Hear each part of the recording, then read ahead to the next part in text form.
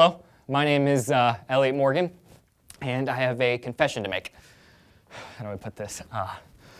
Okay, here it is. I'm just gonna say it. I sometimes am a closet conservative. Wow, that feels good to get off my chest. And it's true, I like the government to be as small as possible. I like low taxes, and I really like small businesses. But I recently read an article about the 2012 platform from Texas Republicans, and all of that came crashing down. I'm back to being my boring, fiscally conservative, socially moderate, semi-hippie self. You may or may not have heard that the Republican Party of Texas has written a number of things into their 2012 platform. In it are things like corporal punishment is effective.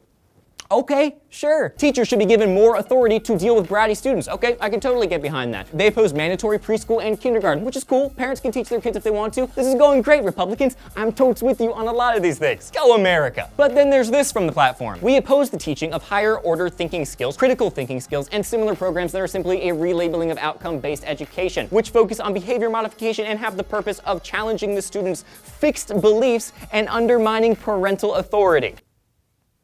What? No. What it says is that they support both parental education and public education, and that the two should work together to foster like a free-thinking, conclusion-reaching child, right? That's what it says? No? Awesome. Because you see, Texas, using my critical thinking skills, I've deduced that I can largely agree with your stances, and then those that I don't agree with, I can only support your right to believe it, and I understand you're not operating out of some maniacal, ignorant worldview. But if I didn't have those critical thinking skills, here's what I would say. Republicans don't want our children to think. And on the other side of the aisle, this is the conclusion that a lot of Democrats are reaching. Liberals the nation over are now declaring that Republicans don't want children to think, which is ironic because, again, that conclusion can only be met if you don't actually think about what's happening. Dare I say, it seems like Democrats are not using their critical thinking skills. Is it possible that Republicans are actually opposed to indoctrination and not necessarily critical thinking? And add to that the Democrats' assumption that critical thinking skills can simply be taught like any other subject. Okay, so this is getting convoluted and confusing, so take this point from University of Virginia cognitive scientist Daniel Willingham. After more than 20 years of limitation, exhortation, and little improvement, maybe it's time to ask a fundamental question. Can critical thinking actually be taught? Decades of cognitive research point to a disappointing answer. Not